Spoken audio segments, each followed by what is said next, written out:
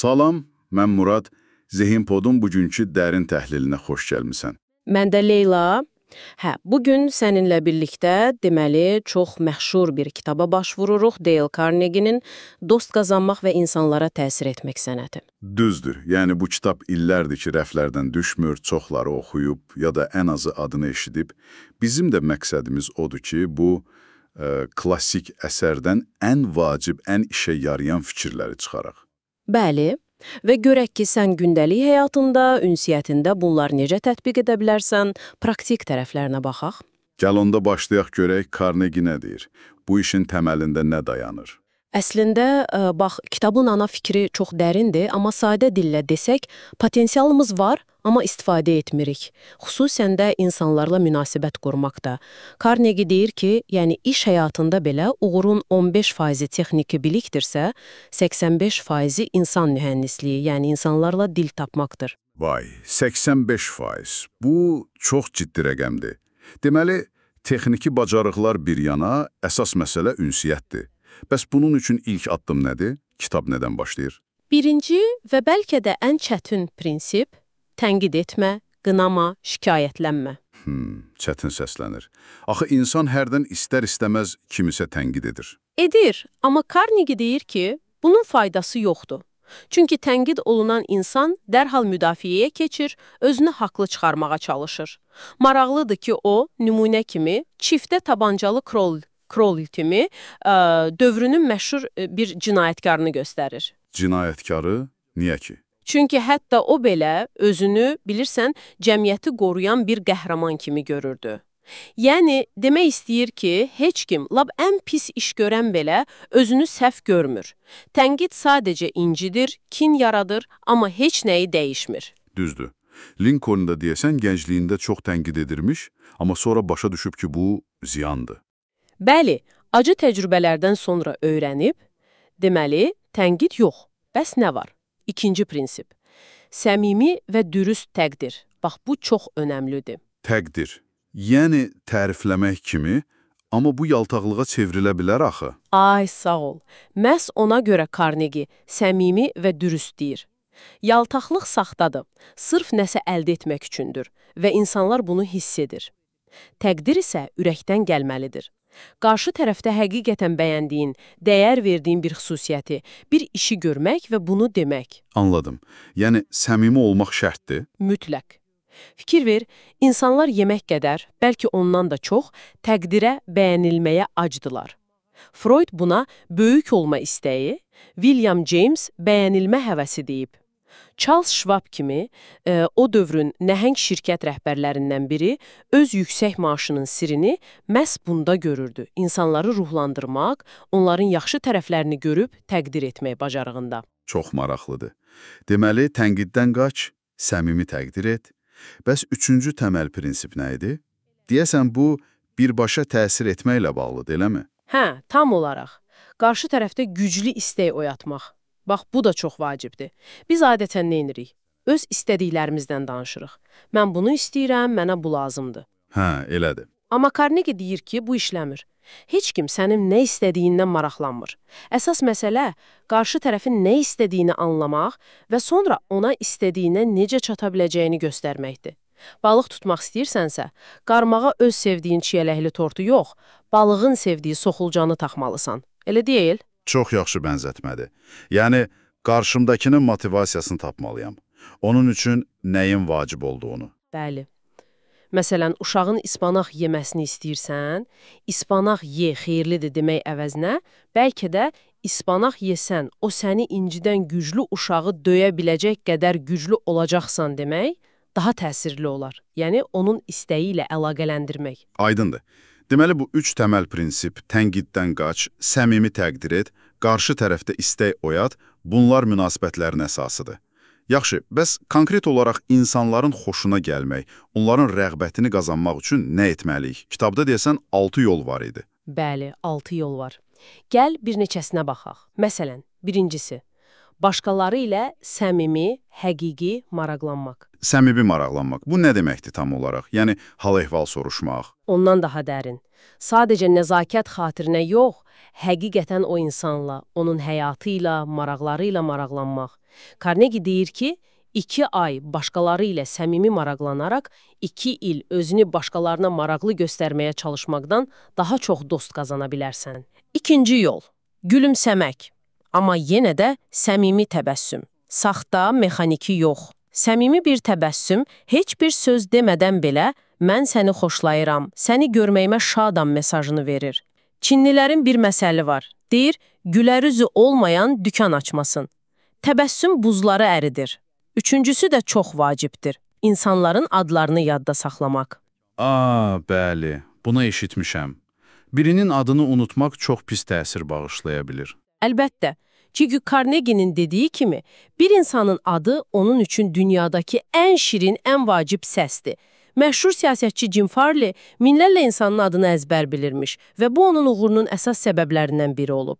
Adı xatırlamaq, o insana fərdi yanaşdığını, ona dəyər verdiyini göstərir. Dördüncüsü, yəqin ki, dinləməkdir. Tamamilə doğru. Yaxşı dinləyici olmaq. Amma necə dinləmək? Diqqətlə, maraqla və insanları özləri haqqında danışmağa həvəsləndirmək, suallar vermək. Unutmayaq ki, hər kəs öz problemləri, öz həyatı ilə bizimkindən 100 qat daha çox maraqlanır. Onlara bu imkanı vermək lazımdır. Yəni, danışmaqdan çox dinləmək önəmlidir. 5-ci və 6-cı yollar hansılardır qısaca? 5-incisi, qarşı tərəfin maraqları çərçivəsində danışmaq. Onun maraqlandığı mövzuları tapıb o haqqa söhbət etmək. 6-cısı isə, bəlkə də ən vacibi, qarşı tərəfə özünü önəmli hiss etdirmək və bunu səmimiyyətlə etmək. Özünü önəmli hiss etdirmək, bu necə olur məsələn? Məsələn, onun fikrini soruşmaq, ona təşəkkür etmək, kiçik bir uğurunu belə qeyd etmək. Kitabda George Eastman kimi nəhəng bir iş adamından mebel sifarişi almaq istəyən Adamson'ın hekayəsi var. Adamson Eastman'ın ofisini tərifləyir, onun uğurlarını səmimi heyranlığından qeyd edir və nəticədə böyük bir sifariş alır. Çünki Eastman'ı önəmli hiss etdirir. Deməli, səmimi maraq, təbəssüm, ad yaddaşı, dinləmək, onun maraqları və onu önəmli hiss etdirmək. Bunlar insanların rəğbətini qazanmağın yollarıdır. Yaxşı, bəs fikir ayrılığı yarananda neynədək? İnsanları öz fikrimizə necə gətirək, amma mübahisə etmədən? Bu da bir incə sənətdir. Carnegie'nin birinci qaydası budur. Mübahisədən qalib çıxmağın yeganə yolu ondan yayınmaqdır. Yayınmaq, yəni heç mübahisə etməyək. Bəs haqlı olduğumuzu necə sübut edək? Məsələ sübut etməkdə deyil. Mübahisə etsən, hətta qalib gəlsən belə, qarşı tərəfi özündən uzaqlaşdırırsan, onda mənfi hisslər yaradırsan. Əslində, heç kim mübahisədə tam qalib gəlmir. Ona görə ən yaxşısı mümkün qədər mübahisədən qaçmaqdır. Fikir ayrılığı varsa, əvvəlcə sakitcə dinləmək lazımdır. Yaxşı, dinlədik, amma razı deyilik. Nə edək? Əgər səhv olduğunu başa düşürsənsə, bunu dərhal qətiyyətlə etiraf et. Bu, silahsızlaşdırır. Bəli, mən səhv etmişəm demək böyük gücdür. Yox, əgər haqlı olduğuna əminsənsə, o zaman dostyana başlamaq lazımdır. Yəni, aqressiv yox, mülayim. Günəşlə küləyin hekayəsini bilirsən də yəqin. Bilirik. Külək nə qədər güclə əssə də yolçu paltosuna daha bərk bürünür. Amma günəş istiliyi ilə onu soyundurur. Ay sağ ol. Deməli, dostyana yanaşma, səmimiyyət, istilik, zorakılıqdan, təzyiqdən daha güclüdür. Sonra Sokrat metodu deyilən bir şey var. Sokrat metodu? O nədir? Yəni, elə suallar vermək ki, qarşı tərəf başlanğıcdan etibarən sənə bəli deməyə başlasın. Fikir ayrılıqlarından yox, ortaq nöqtələrlə başlamaq, razılaşdığınız məqamları vurğulamaq. Bu, psixoloji olaraq onu müsbət kökləyir. Maraqlıdır. Deməli, hə cavabları almağa çalışmaq. Bəli. Və çox vacib bir məqamda qoy qarşı tərəf daha çox danışsın. Biz adətən öz arqumentlərimizi sıralamağa tələsirik. Amma qoy o danışsın, ürəyini boşaltsın. Hətta fikrin ona aid olduğunu hiss etdir. Sizin bu fikriniz çox maraqlıdır kimi. Yəni, onun fikirlərinə hörmət göstərmək və ona danışmaq imkanı vermək. Bəli. Və ən çətini, amma ən təsirlisi, hadisələrə onun gözü ilə baxmağa çalışmaq, özünü onun yerinə qoymaq. Niyə belə düşünür? Onun məqsədi nədir? Bunu anlamağa çalışsan, razılığa gəlmək daha asan olar. Anladım. Deməli, mübahisədən qaç, səhvini etiraf et, dostyana başla, hə cavabları al, Qoy o danışsın, onun gözüyle bax. Bunlar insanları öz tərəfinə çəkməyin yollarıdır. İndi gəldik son bölməyə. Liderlik və insanları dəyişdirmək. Amma incitmədən, həvəsdən salmadan. Bu necə mümkündür? Bu, həqiqətən də böyük ustalıq tələb edir. Carnegie bunun üçün də praktik məsləhətlər verir. Birincisi, həmişə təriflə və səmimi qiymətləndirmə ilə başla. Birbaşa tənqidlə yox. Yəni, əvvəlcə yaxşı bir sözdür, sonra problemi gündəmə gətir. Bəli, amma daha incə bir yol da var. Səhvlərə birbaşa yox, dolayısı yolla işarə et. Məsələn, Schwab'ın fabrikdə siqaret çəkən işçiləri görməsi hekayəsi var. Onlara burada siqaret çəkmək olmaz demək əvəzinə hər birinə bir pro verir və deyir, əziz dostlar, bu proları çöldə çəksəniz mənə böyük yaxşılıq etmiş olarsınız. Çox incə üsuldur, heç kim pərt olmur. Bəs əmr vermək, rəhbər olaraq bəzən əmr vermək lazım gəlir axı. Carnegie deyir ki, əmr vermək əvəzinə suallar ver. Məsələn, bunu belə et demək əvəzinə, səncə bunu belə etsək daha yaxşı olmazmı? Və ya bu işi necə həll edə bilərik kimi suallar vermək insanları düşünməyə vadar edir və əməkdaşlığa həvəsləndirir. Onlar özləri qərar verdiklərini hiss edirlər. Çox ağıllıdır və insanın abrını qorumaq. Bu da yəqin ki, çox vacibdir. Mütləq. Ən əsaslarından biridir. Heç vaxt insanı başqalarının yanında alçaltma, pərt etmə. Onun səhvini təklikdə, nəzakətlədir.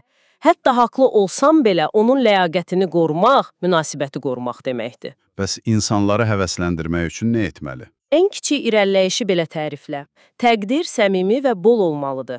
Heyvan təlimçiləri bunu əsrlərdir bilir. Mükafat cəzadan daha təsirlidir.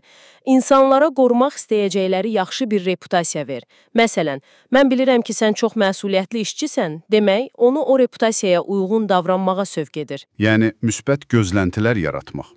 Bəli, onları cəsarətləndir. Səhvlərin asanlıqla düzəldilə biləcəyi təəssüratını yarat və ən əsası, istədiyin işi görməkdən məmnun olmalarını təmin et.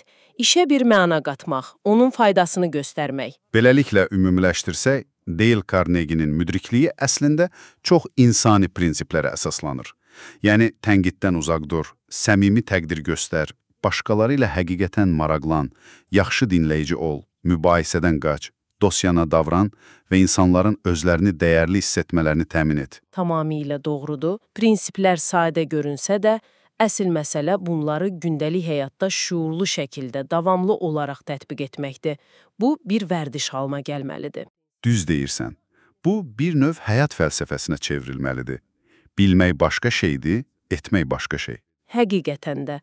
Zamanla bu prinsipləri tətbiq etdikcə görəcəksən ki, həm şəxsi, həm də iş həyatındakı münasibətlərin necə müsbətə doğru dəyişir. Çox sağ ol. Bugün həqiqətən də çox faydalı və düşündürücü bir söhbət oldu. Bəs sən, əziz dinləyici, necə düşünürsən? Bugün danışdıqlarımızdan hansı prinsip sənə daha çox təsir etdi? Bəlkə elə bugündən etibarən sınamaq istədiyin bir şey var. Hansı münasibətində bu prinsipləri tətbiq edə bilərsən? Bu barədə bir düşünməyə dəyər. Elə deyilmi? Bəli, əlbəttə. Və əgər bu müzakirə sənin üçün dəyərli oldusa, Zihinpod kanalına abunə olmağı, bu bölümü bəyənməyi və dostlarınla paylaşmağı unutma. Sənin fikirlərin, şərhlərin bizim üçün çox önəmlidir.